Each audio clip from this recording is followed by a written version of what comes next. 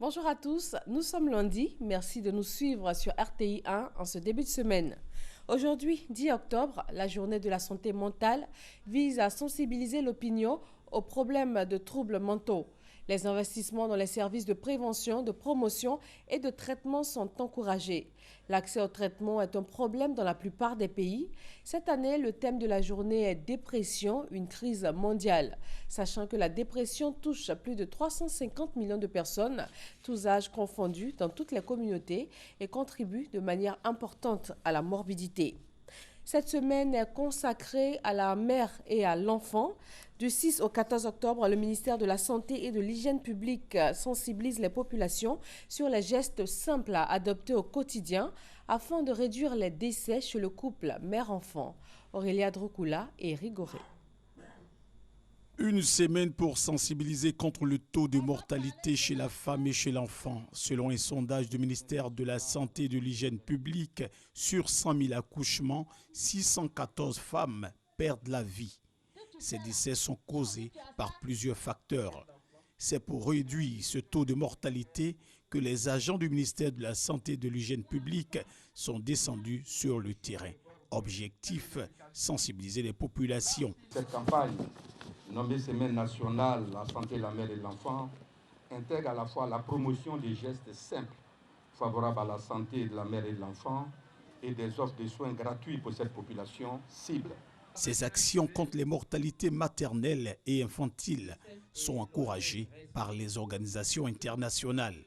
L'UNICEF et l'OMS restent mobilisés, ainsi que les autres partenaires du système des Nations Unies, aux côtés du gouvernement, pour la réalisation des droits des enfants et des femmes en Côte d'Ivoire, renouveler notre engagement à vos côtés pour porter plus haut les actions de plaidoyer, de mobilisation sociale et de communication en faveur d'un changement de comportement au niveau social. Cette campagne de sensibilisation a permis aux participants d'apprendre quelques gestes simples qui vont protéger la santé de la mère et de l'enfant. 14e journée mondiale contre la peine de mort, des centaines de manifestations sont organisées dans plus de 45 pays ce lundi à l'initiative de la Coalition mondiale contre la peine de mort. L'objectif affiché est d'attirer l'attention sur l'application de la peine de mort pour des infractions liées au terrorisme.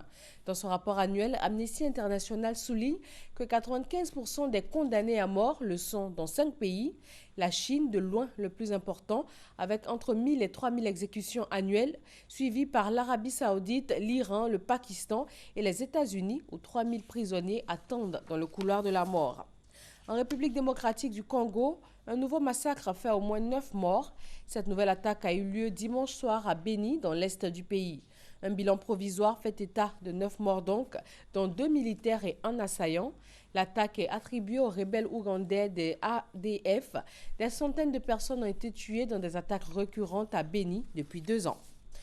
Le bilan s'alourdit, le nombre de morts a franchi la barre des 1000 après le passage de l'ouragan Matthew en début de semaine dernière en Haïti. De nombreuses zones sont encore difficiles d'accès. Plus de 750 000 personnes ont besoin d'assistance humanitaire. 3 jours de deuil national ont été décrétés à partir de dimanche. Aux États-Unis aussi, Matthew menace. Le risque d'inondation persiste. 17 personnes ont trouvé la mort en Caroline du Nord. Aux États-Unis, deuxième débat Clinton-Trump. Les candidats à la Maison-Blanche se sont violemment affrontés dans la nuit d'hier dans un vif débat dans le Missouri. Donald Trump a lancé une série d'attaques contre Hillary Clinton pour tenter de sauver sa campagne. Le candidat républicain a déclaré qu'il essaierait même d'envoyer sa rivale en prison s'il était élu à la Maison-Blanche. Après Bamako hier dimanche, la chancelière allemande Angela Merkel est attendue à Niamey ce lundi matin. Elle ira ensuite en Éthiopie avant de recevoir mercredi à Berlin les présidents du Tchad et du Nigeria. Cette semaine africaine est placée sous le signe de la lutte contre l'immigration clandestine. Voilà, merci de rester sur RTI 1, le journal à 13h. Très bon début de semaine à tous.